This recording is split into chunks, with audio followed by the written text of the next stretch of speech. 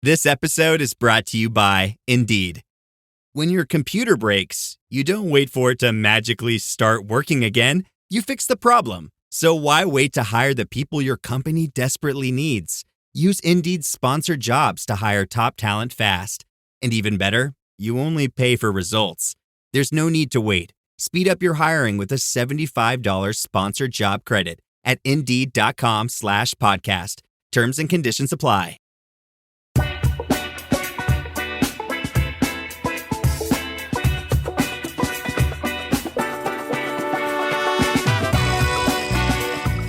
Hey, hotcakes. Welcome to Hot Take. I'm Mariana Hegler. And I'm Amy Westervelt. And today...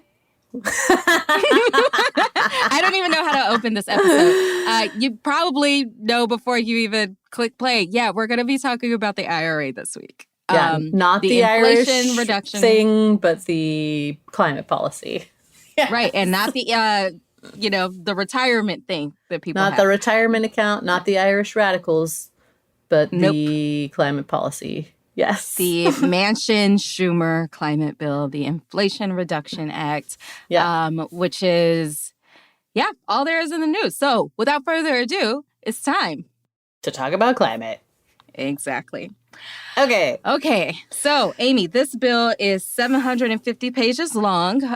So it's kind of like a tome.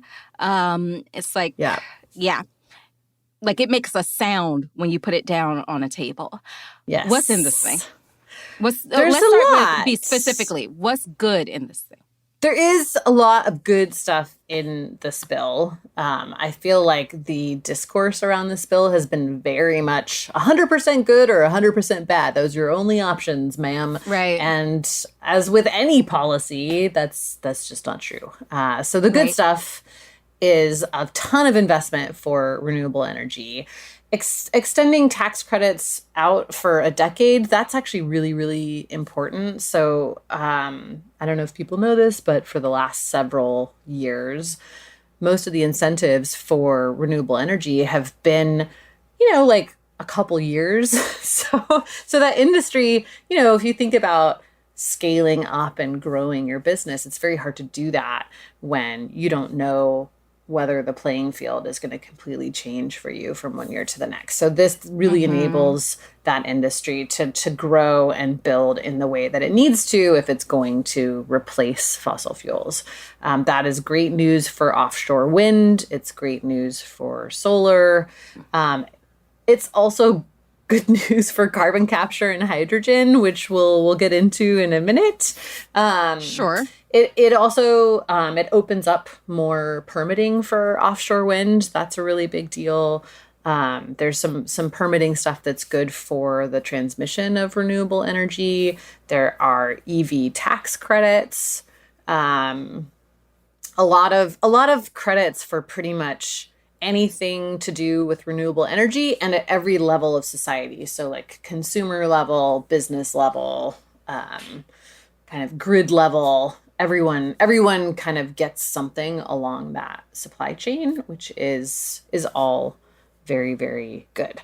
It's also good for workers. It has a lot of requirements for particular wages, training, and actually, in a lot of cases, you only kind of get the full incentive for renewable energy build-outs if you are also complying with all of these labor requirements. So this is going to provide a bunch of really good jobs thing is actually true, and they're backing it up with some regulation that will make sure that those jobs are really good and paying well. I also think it's important to note that this bill is 100% the result of relentless organizing over the last 5 years from Indigenous people, from grassroots organizers, from the climate justice community, from the Sunrise Kids, like the youth climate movement, all of that.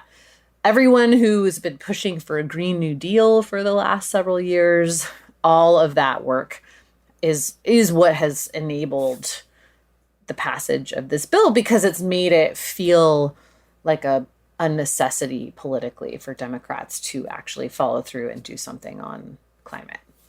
Yeah. I want to go back to the tax credits really quickly. So Mm-hmm. in the event of these tax credits, who gets them? The manufacturer or the purchaser? Who gets the credit?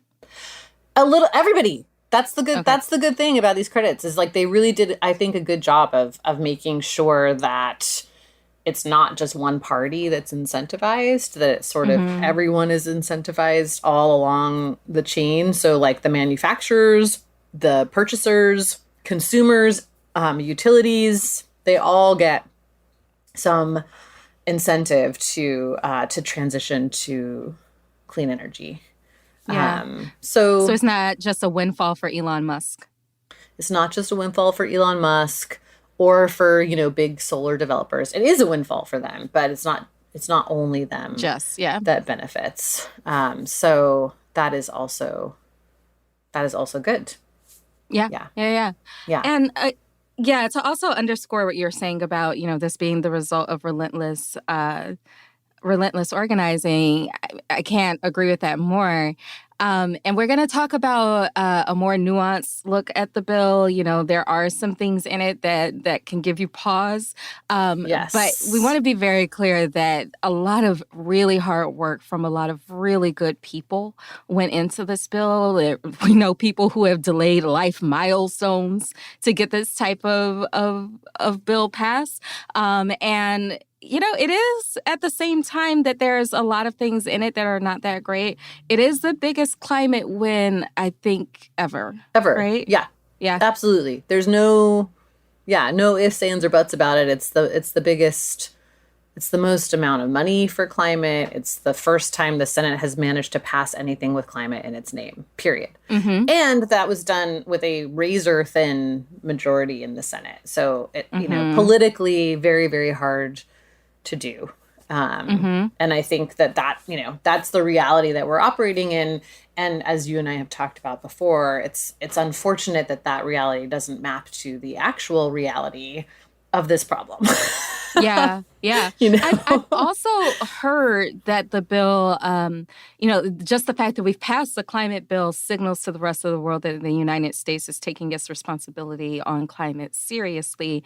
And therefore, the U.S. can go to the next big UN conference in December in Egypt with its head held high and have some negotiating power, right? That's right. It's not just that. It's also a sign to the rest of the world. I think, the United States inaction on climate for so long was a huge signal to the rest of the world that they didn't have to act either. And I think, in this case, the fact that the U.S. is finally acting is an indication that, other countries won't be able to kind of avoid it for that much longer either. However, I think there are also things in it that are a signal internationally in some less good ways too. So it kind of, honestly, I think a lot of what people need to keep in mind about this bill is that, like, at the end of the day, it's sort of like an appropriations and spending bill, and therefore, and there's some shifts to permitting and leases and things like that. But a lot of these things are just sort of setting the groundwork for other things to happen. And we don't know what those other things will be. So, like, we don't know if the fossil fuel industry will grab up a whole bunch of offshore leases or not yet. And even if they do, we don't know if they will actually drill, right? Because they've been sitting on like stockpiles of leases for a really long time. We don't know how much they'll drill. Similarly, we don't know if there's a bunch of offshore wind developers that are going to grab up we don't know what people are actually going to do with these things that are laid out yet. So I think, honestly, I feel like a lot of the press has been like, this will deliver a 40%, reduction in emissions by 2030. And I find it hard to understand how people can say that with such conviction, given how many variables there are really baked into this bill. Yeah. I want to get into some of those gray areas. So which one is the one that you're most concerned about? I think that I am probably most concerned about the sort of like, I'll give you a wind farm for an offshore oil lease bargain. That really seems concerning to me. So basically, the bill lays out that the Department of the Interior will make a certain amount of offshore leases available to offshore wind over the next 10 years. However, it stipulates that anytime they make leases available to offshore wind, they must also make leases available to offshore oil drilling. And it's like 60 million acres worth of leases. It's not just like one oil lease for every 10 wind farms. It's like, it might actually it could very well be the reverse. So that I think is very concerning. And especially with the offshore oil leases in the Gulf, they've been chomping at the bit for more of those for ages, right? And communities have been saying, no, please don't, do any more drilling in the Gulf.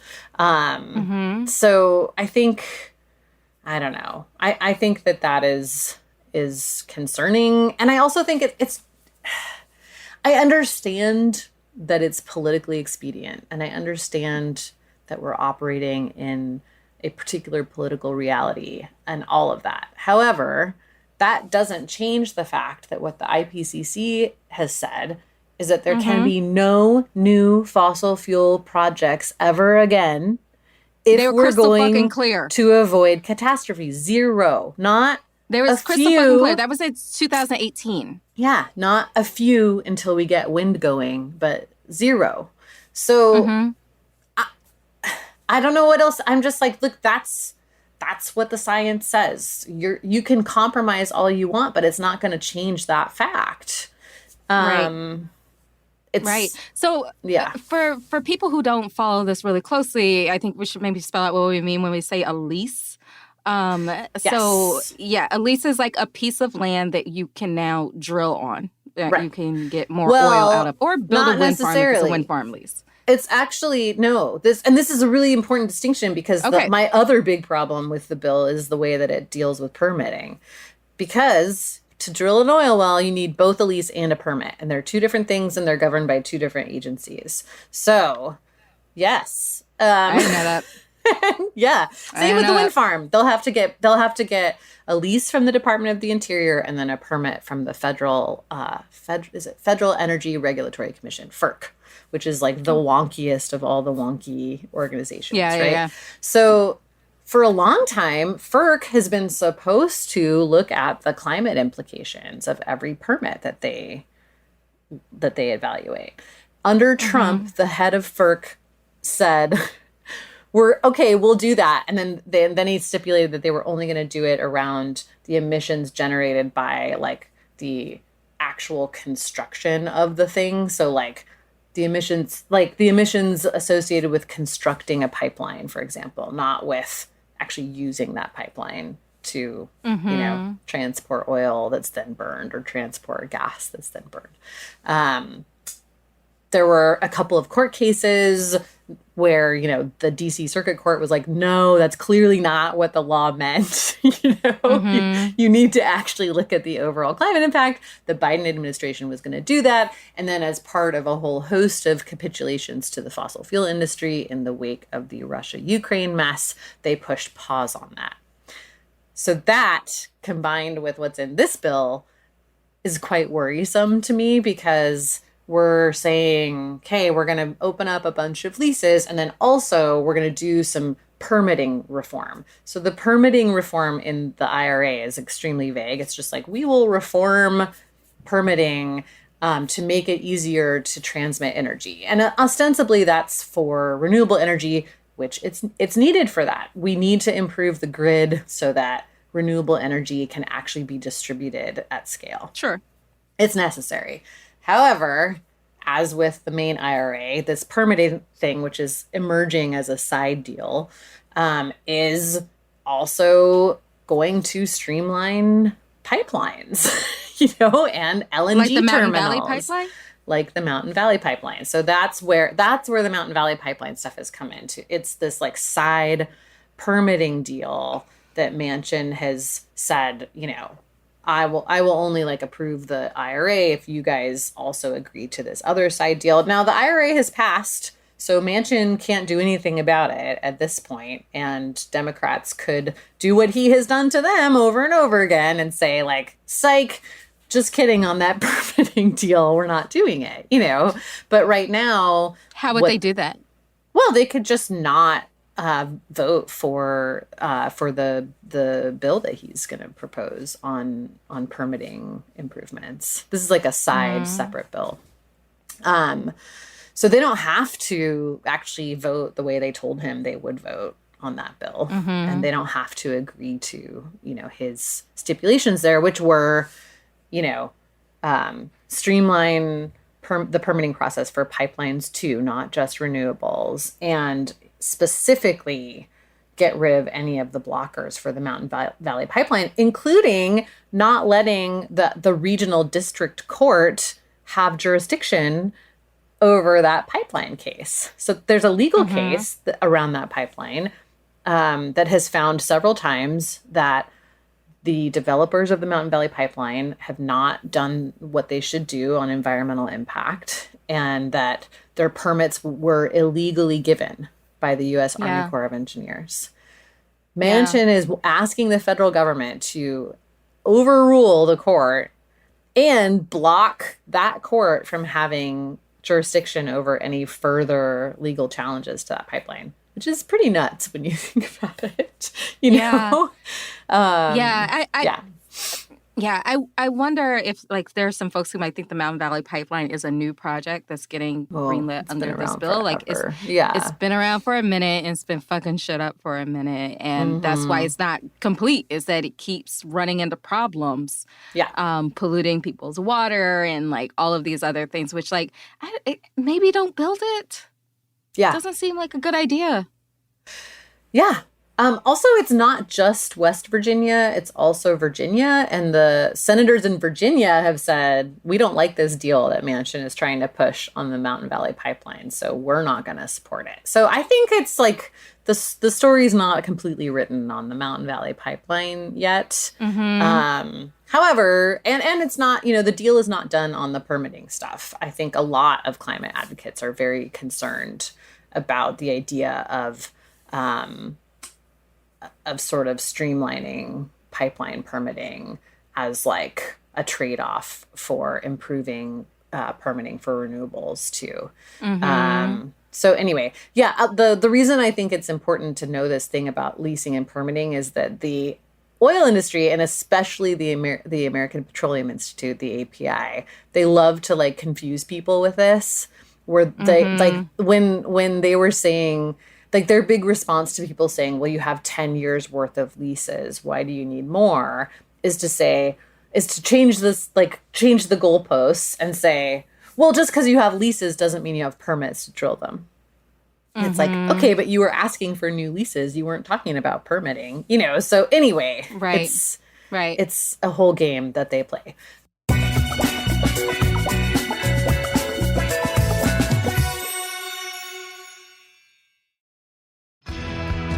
You know that feeling when someone shows up for you just when you need it most? That's what Uber is all about. Not just a ride or dinner at your door. It's how Uber helps you show up for the moments that matter. Because showing up can turn a tough day around or make a good one even better. Whatever it is, big or small, Uber is on the way. So you can be on yours. Uber, on our way. This episode is brought to you by Nespresso and Samra Origins by The Weekend Coffee Collection. Introducing Samra Origins. My collaboration with Nespresso is a connection to my roots, to my mother, Samra. Coffee that hits the right notes. It transports you.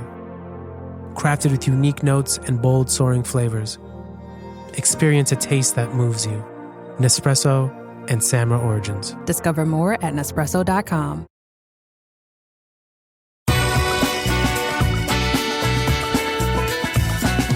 The response from the fossil fuel industry has been very, very positive about this bill, which kind of tells you everything you need to know.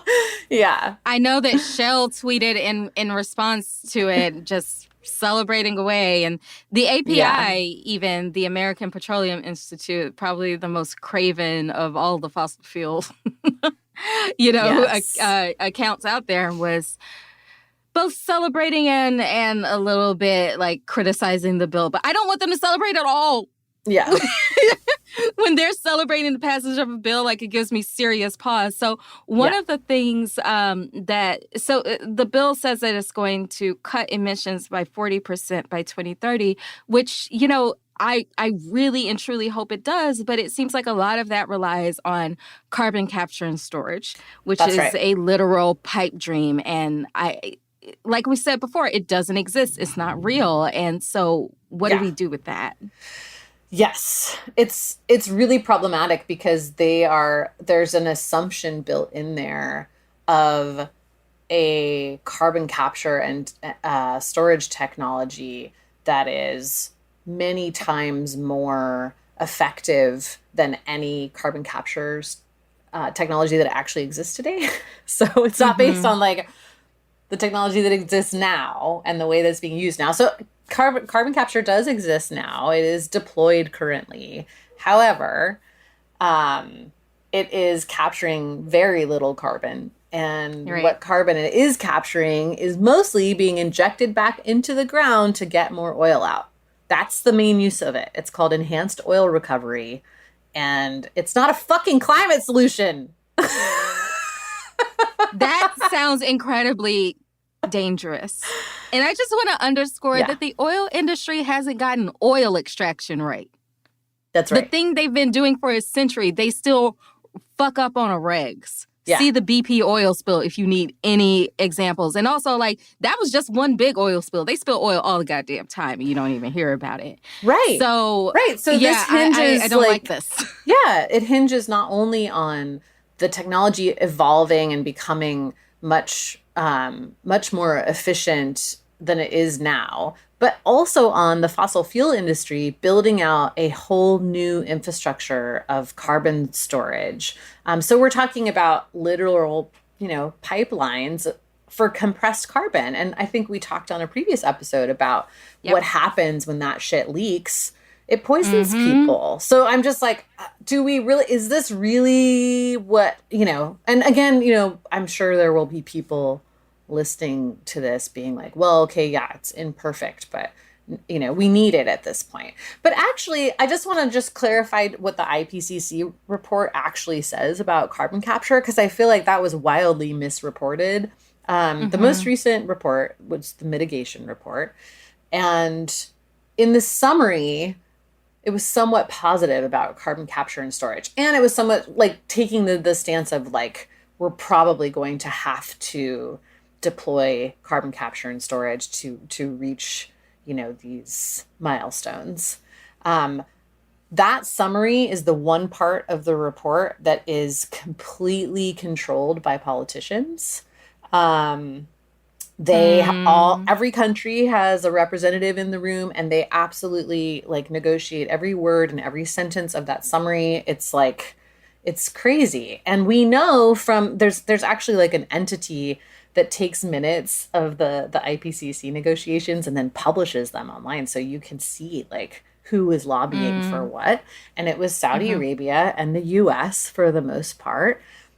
Oh, interesting. Lobbying for more positive mention of carbon capture in that summary. If you look at the actual report, the like models that are in the report, the science that is spread throughout it, nowhere does the IPCC say carbon capture and storage is great, we love it. Nor does it say it's going to solve this problem. There's like multiple models that are like, well, if we deploy it at this level, then it could do this. And a lot of those also have this weird assumption in them of, being able to capture like 90% plus of CO2, which none of the technologies that exist now can do. So it's concerning from two standpoints. That I think there's some real magical thinking about the emissions reduction possibility in carbon capture technology. And then B, that even if it works on the emission standpoint, it creates this whole new risk for the communities that are living next to these things. Yeah. And that's the other big criticism of the bill. Like, we talked about this last week, but you can't underscore it enough. So when I say carbon capture and storage doesn't exist, I mean it doesn't exist safely or at the scale that we need. And then it does nothing for the other harmful chemicals that come out of power plants, like SOx and NOx, which I forget what those stand for, but they're bad. You don't want to be breathing them in. They will give you asthma. And also, like, the storage of these things is just like, that is really terrifying. Basically, just putting carbon bombs in the ground. It's like, I'm imagining, minefields of like little carbon grenades. Well, and I mean, we don't even do a good job of regulating the fossil fuel industry as it is. Like, we still haven't figured out fucking methane emissions. But now we're going to have like a whole new dangerous thing that they're in charge of that, like, is, to the extent that it's regulated, there's not enough actual on the ground staff looking at these things to confirm that they're safe. I'm just like, is there anything in this bill about methane? There is. Actually, that's another very good thing I should have mentioned up top.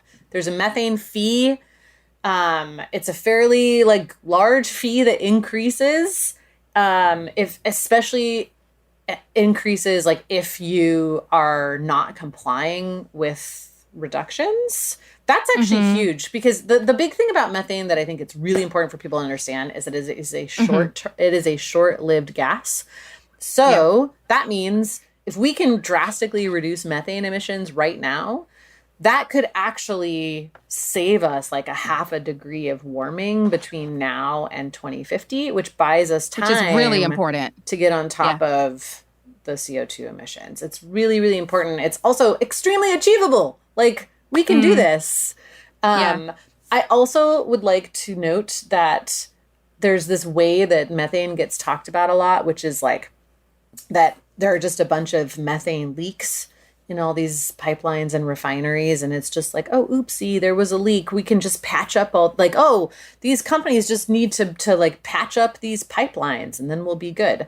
That is not how methane emissions got to be as out of hand as they are. These motherfuckers fucking vent methane into the air all the time. They just like open up the hatches. They burn it off when there's a bubble in the pipeline. They burn it off when the price of natural gas is too low or too high or, whatever. Like, they do it constantly. It's not so you're saying a mistake. It's a feature, not a bug. So what you're saying is methane comes from other places than cow farts. It does come from other places than cow farts. Yes. Yeah, important to know. It's the gas stuff. Yeah. So anyway, it's great that there's a methane fee in here. I think that's fantastic. And it's great that there is some amount of, it's actually one of the few sort of sticks in the bill, in terms of actually punishing companies for not complying with, or the way it's more like you get less money if you don't do this, or you get no money. Because you can, if you comply with reductions, then you don't have to pay the fee. But if you don't, then you're going to get dinged. And it's like a meaningful amount of money. So I think that's great. We've needed it for a long time. The industry has been voluntarily trying to get on top of methane emissions for years. They won't do it until they're forced to.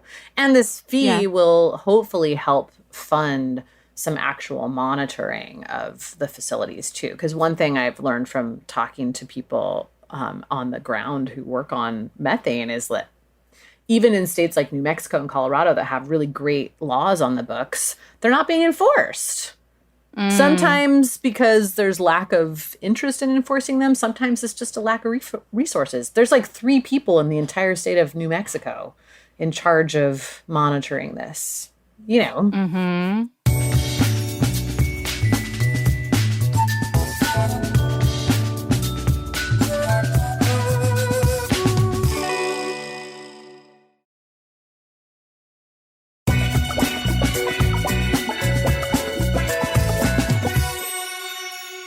So, yeah, let's talk about the biggest criticism that at least I've heard of the bill, and that is that it doesn't protect Black and Brown and Indigenous communities enough, which feels very much like a betrayal to a lot of people because it, like you were saying earlier, we wouldn't have anything close to a climate bill of this size if it weren't for the sweat and tears of those exact communities. And these are the communities that have borne the brunt of the climate crisis more than anybody else up until this point. So let's talk about where that's coming from.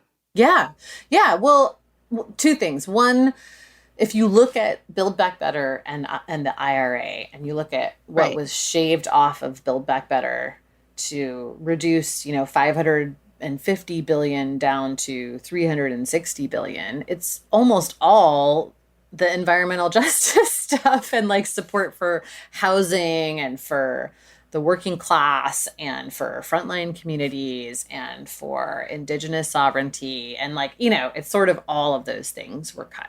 Yeah. So that's a big problem. The other big problem is the trade-offs of, more leasing and drilling and pipelines and whatever that's all going to only impact the communities that are already the ones that have been the most impacted, which are also the communities that have done all the organizing work that got this bill passed in the first place.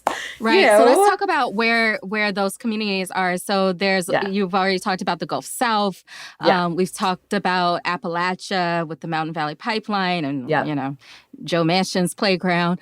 And also, I believe the Permian Basin and Alaska. Are there others as well? Colorado is full of these communities. New Mexico also. And in New Mexico, in a lot of these states too, it's like New Mexico, Minnesota, Michigan. There's huge overlap between, frontline communities and environmental health issues and Indigenous sovereignty and sort of land rights and water rights that come into play. North Dakota too, and the Dakotas as well. Because in many cases, these pipelines are kind of doing an end run around tribal sovereignty, where they're able to get permits by kind of cutting tribal leaders out of negotiation or doing kind of sneaky things where they're just going slightly on the edge of the reservation, but it's still impacting the water source of the reservation. Yeah. That's what happened with Standing Rock, right? It's it's technically not on the reservation, but it's the water that is not only our drinking water, but also where we fish and it's all sacred. Of that. It's sacred. Exactly. Yeah. So same with line 3, line 5 in Michigan. These are all the big pipeline fights right now. And a lot of them are on Indigenous lands. So you have this kind of double whammy of, eroding sovereignty and having these major environmental health impacts in communities that are mostly at a financial disadvantage and are not benefiting from these pipelines. Not entirely. I don't want to say that Indigenous people are a monolith. There are tribes that are very friendly with the oil industry. Of course. And there are, there's a lot of sort of complex discussions that are had around that. But these things definitely kind of intersect. Yeah. And frontline communities include people who work at refineries and people who work on oil rigs. The Permian is a perfect example. And the Gulf, too. Yeah, you have this very complex relationship where people are kind of dependent on this industry that's killing them. Right. And exactly. Yeah. So I got confused on one point, though. So you're talking about the pipelines that will be, kind of permitted through the IRA. But so that means there's more than just the Mountain Valley Pipeline on the table here. Can you talk about that? Yeah, well, we'll see. The main kind of permitting side deal is around kind of reforming permits for energy infrastructure in general. And what Manchin wants is for that to benefit pipelines too, not just renewables. The only specific pipeline that he's made this very, particular ask about is the Mountain Valley pipeline, but this would also impact all of the other pipeline fights. So too. could Keystone, Line 3, DAPL, I those think guys? Keystone is dead. Like it's dead. It's not going to come back. Okay. I don't think, but Yeah. definitely line 3 is already built, but line 5 is going to be, that's the big fight coming. That's in Michigan. Okay. It's a pipeline that's going under the Great Lakes in Michigan. So there's huge potential for major problems. And the governor there has asked, I think it's really smart, has asked for basically like an upfront bond. She's like, okay, if you're going to build this pipeline, I want you to put money in the bank right now in a fund for when you have a spill, because we know what's going to happen. Mm-hmm.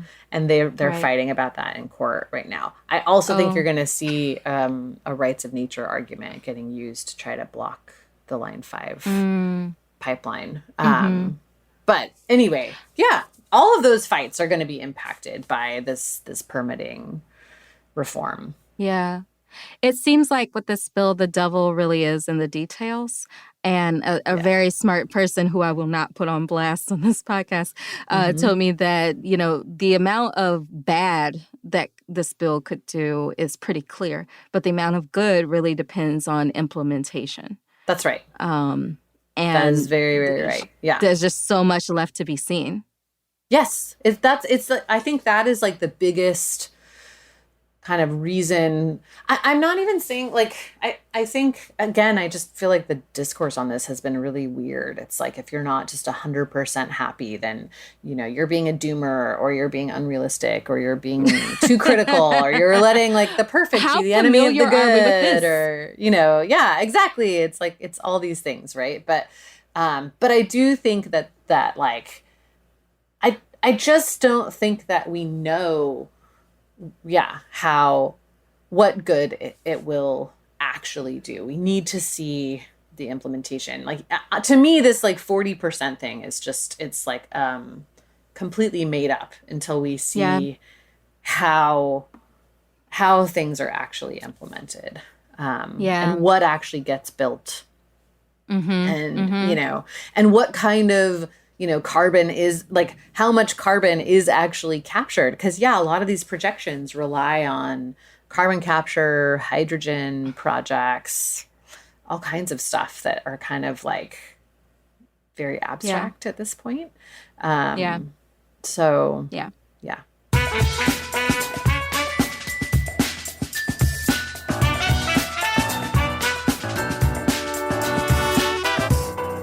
Hot Take is brought to you by Byte. Mary, I don't know about you, but I am kind of obsessed with these little Byte pellets. It like the first time I was like, oh, it's like Altoids as a toothpaste, but now I'm just super into it. I like them a lot. Are you just eating it? Kind of sometimes. Is that bad? No, it's fine. It's not bad. It's in between. It's in between. Yeah. I have mixed feelings about it. Yeah. So Byte are these like little pellets of toothpaste that come in these very cute little glass jars. And you just pop one in your mouth and you bite into it, and then you get some water and your toothbrush in there, and it sort of turns into toothpaste in your mouth. I love it for a few reasons. One is that I have very messy kids, and also my husband never learned how to properly use a toothpaste tube. So, wow, does he listen to the podcast, Amy? No, he doesn't. Okay. And we're gonna keep it that way. One of these days, he'll have a cameo on here.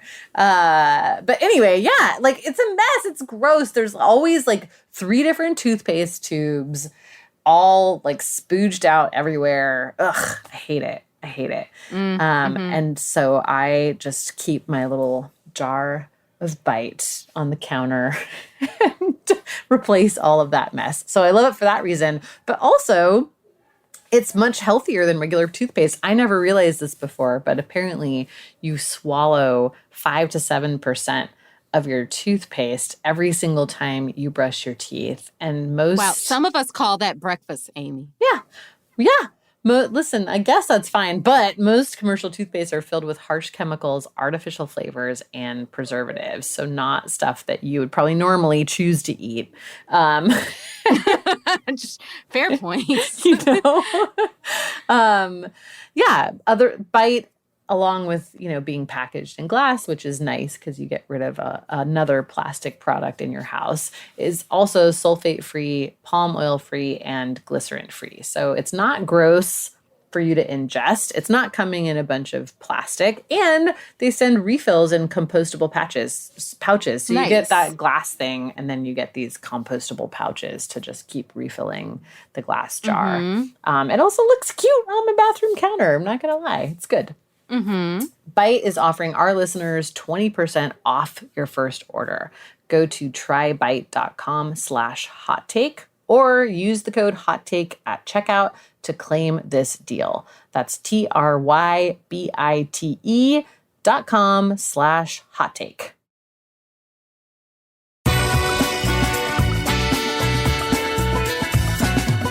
One thing everybody on the climate, within the climate fight agrees on is that this bill isn't enough. Right. Even the people who are like partying in the streets about this bill, they know good and damn well that this bill isn't enough and wouldn't mince words about it. And even the people who feel deeply betrayed by this bill, they'll immediately tell you it's not enough.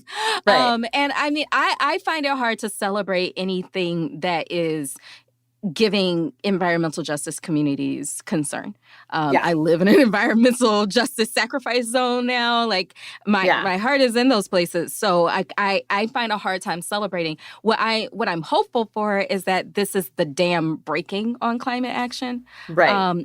Especially if we all agree this isn't enough, I'm hoping to soon see steps toward something else and just keep going in this direction. Yes. And I have seen that. That's the thing that actually feels somewhat optimistic to me, is that a lot of people are kind of like, it's like we've broken the seal on climate policy, right? Like where it's like, okay, like now that we've done it once, like it's not going to be as big of a deal to do it again and again and again and again, right?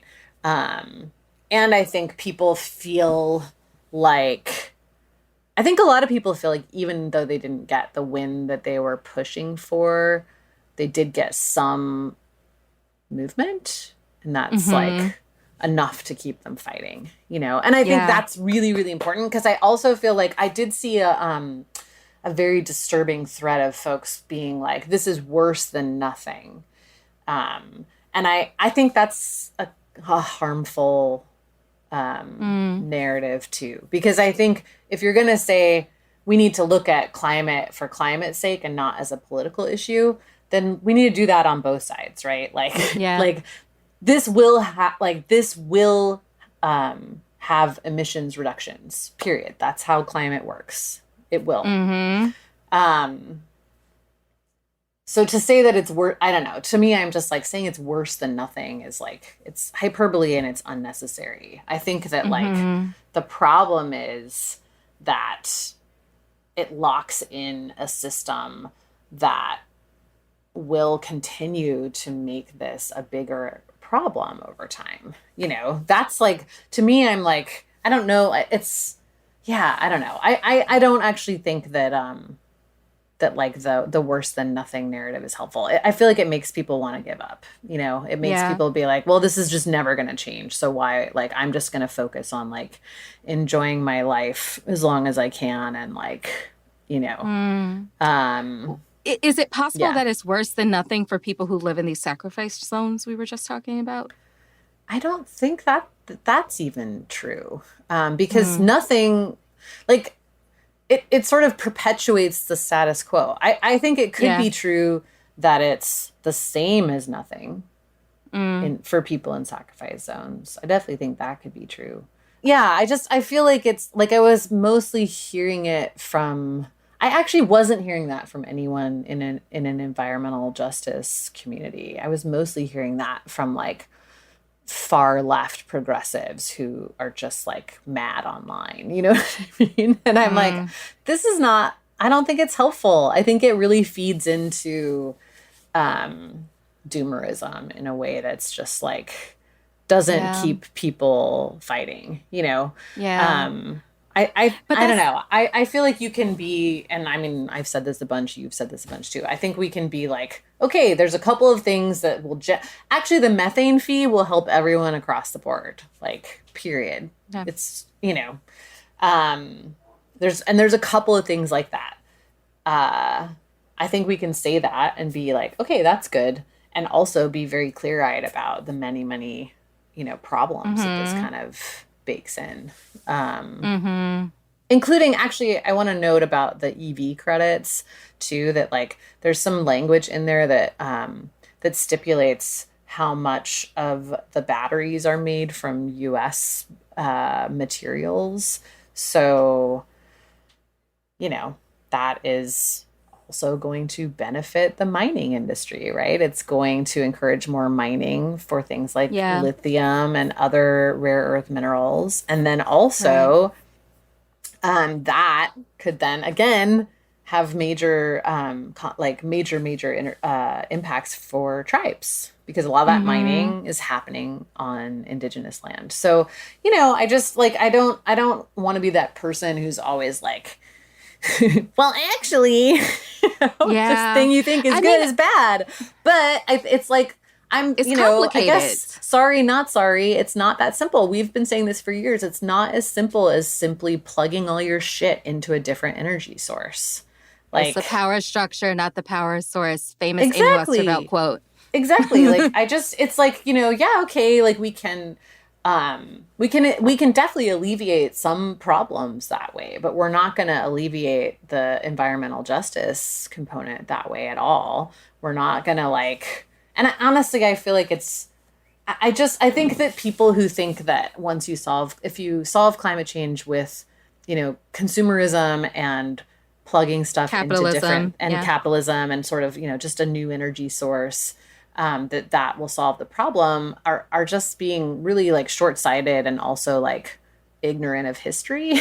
You know? It's like there will definitely be, I mean, we're already seeing it with lithium. There will definitely be another big issue. So anyway, I think that's the main thing, is just like, look, I don't know that we need to overly celebrate or overly mourn until we see what actually happens here.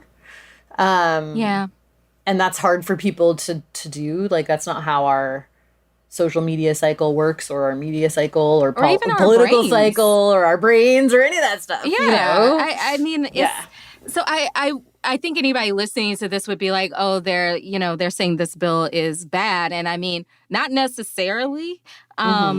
It's just a bit of like, one, if this is the end of the climate fight, then I would say it's bad. Yeah, it's bad. That's right. But if it's the beginning, if it's step one and not, you know, step end, then I think we're, you know, I can be okay with that. I can be hopeful about that. And I think, you know, a lot of people are getting to see up close these contradictions in the climate field, probably for the first time, that there is no like,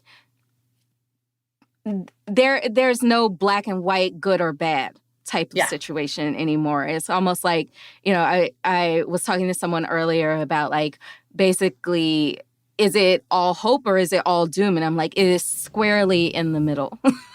Yes, you know? Totally. And it's like, this is the constant debate in the climate field, whether it be about messaging, whether it be about policy or whatever. Like, do we give people, you know, doom and gloom, go home and shut down, there's no point anymore? Or do we give them what I call hopium? You know, basically like sunshine and roses hope that like, we're fixing it. It's going to be fixed. Don't worry. It's going to be okay type of thing. And I think actually both of those things cause people to shut down. I don't think actually either of them is super helpful, because both of them say you don't need you to don't do have to anything. do anything. Yeah, exactly. You know, like you don't need to get involved. Because before I got involved in climate in earnest, I heard both of those things at different times. And both of them were like, okay, well, I guess you don't need me then. I'll just go work on something else. So I think both of those camps hate each other. The doomers and the hopers hate each other. But honestly, I think both of those messages are harmful. And in particular, the hope one. This idea, like, so one of the arguments in favor of the bill and in favor of messaging, like, extremely positively about it, like, we're going to talk about the tone policing that's happened in the discourse around this bill. But one of the arguments is that we have to give people hope. I take deep issue with that. I think it's really infantilizing to people that, like, giving them hope. Like, what does that even mean? Like, that's not how hope works. You don't give someone else hope. Also, no social. This is a movement for justice. This is a social, like it or not. I don't care how bastardized that term has been. This is a massive. Like, we're basically fighting for a revolution here, and that. No revolution in history has been like people joined it because they had hope. No, they got it because they were pissed. They got into it because they were scared. Like, and also, I think any good storyteller knows that once you start trying so hard to control your audience's emotions, that's propaganda.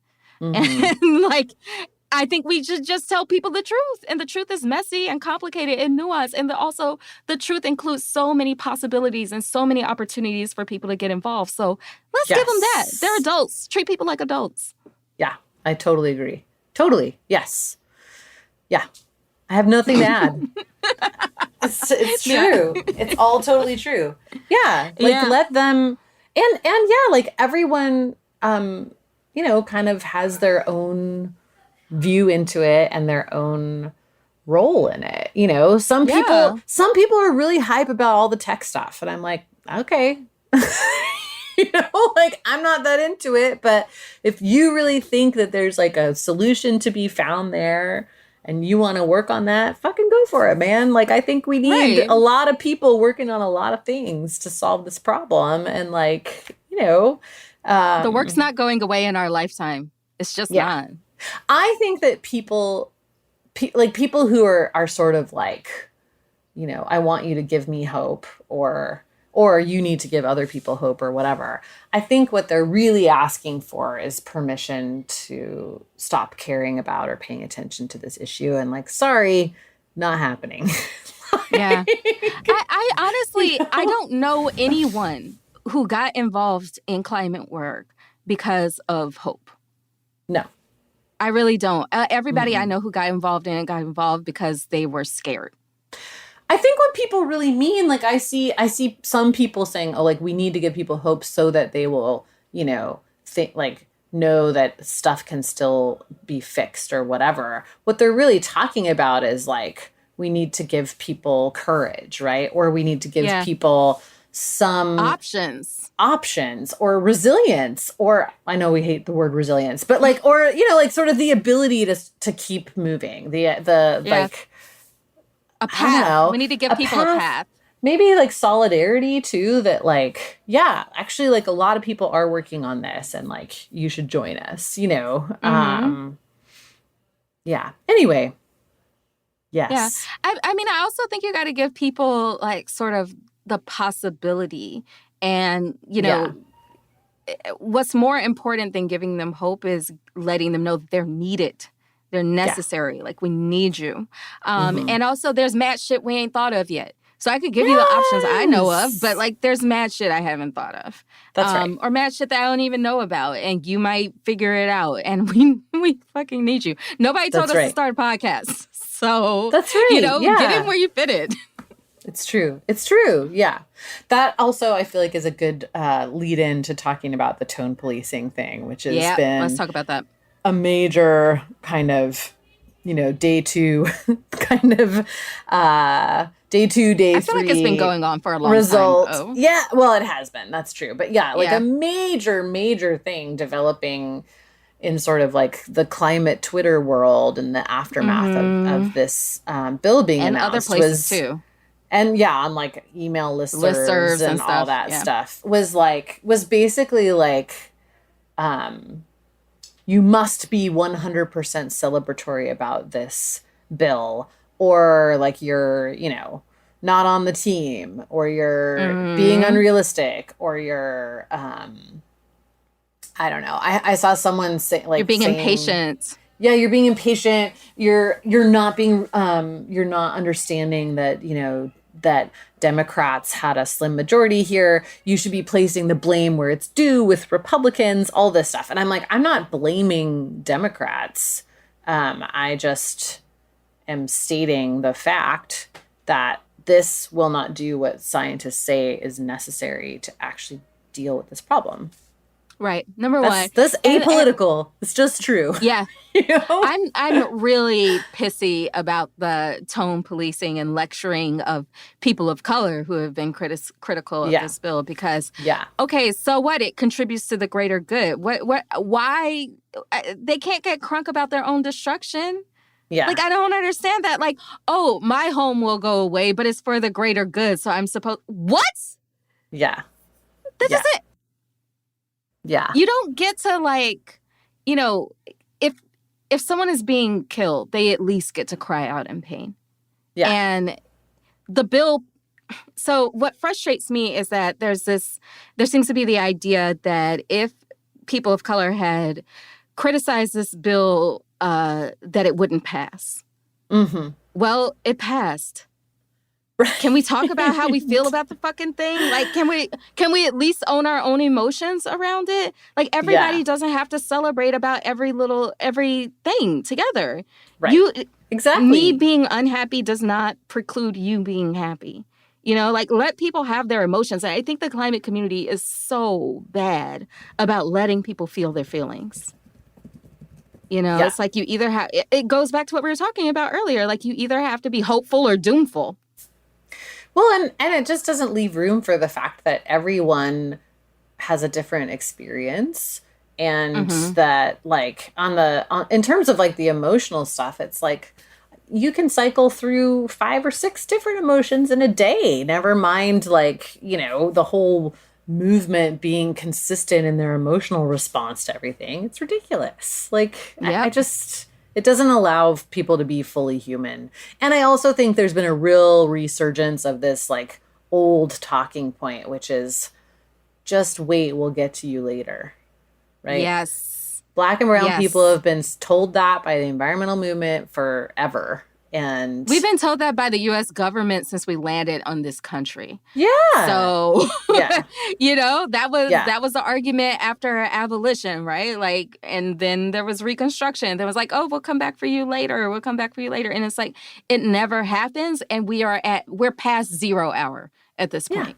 So if there was going to come a day where Black and brown people would not be abandoned, that day is way late. Late. You can't expect people to still believe that if these sorts of compromises are still being made on their back.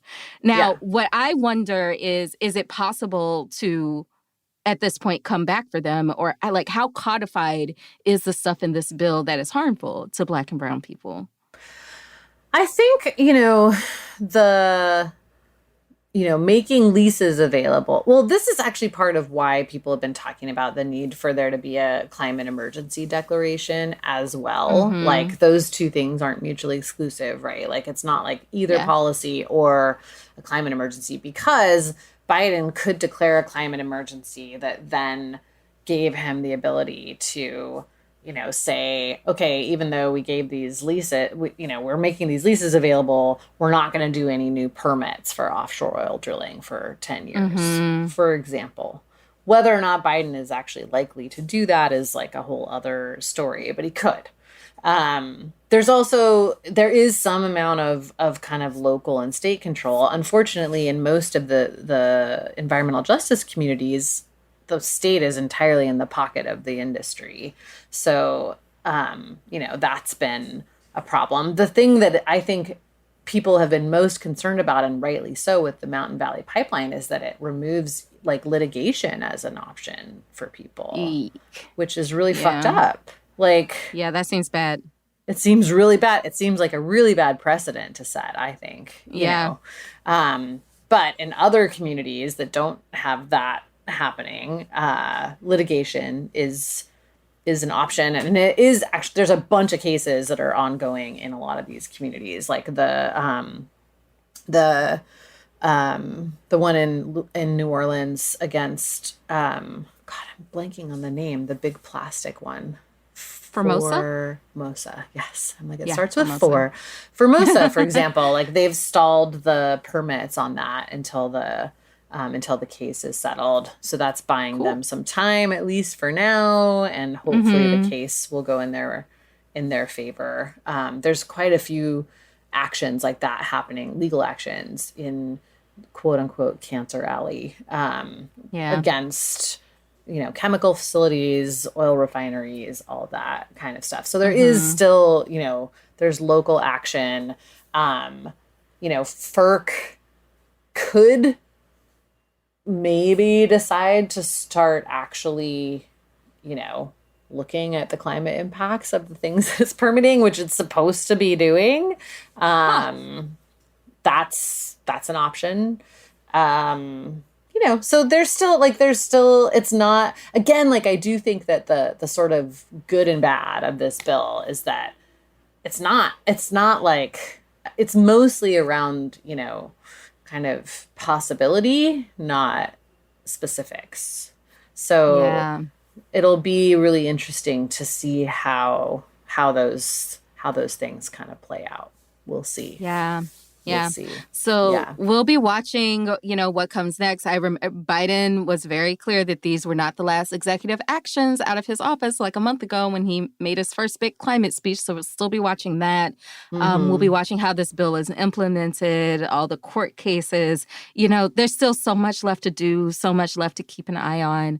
But I hope this conversation was helpful to our listeners to kind of like wrap their heads around it, and just want to underscore again that we have deep respect for the people who worked on this bill, who agitated for it. And that doesn't mean that we don't have concerns about it and concerns about people getting left behind.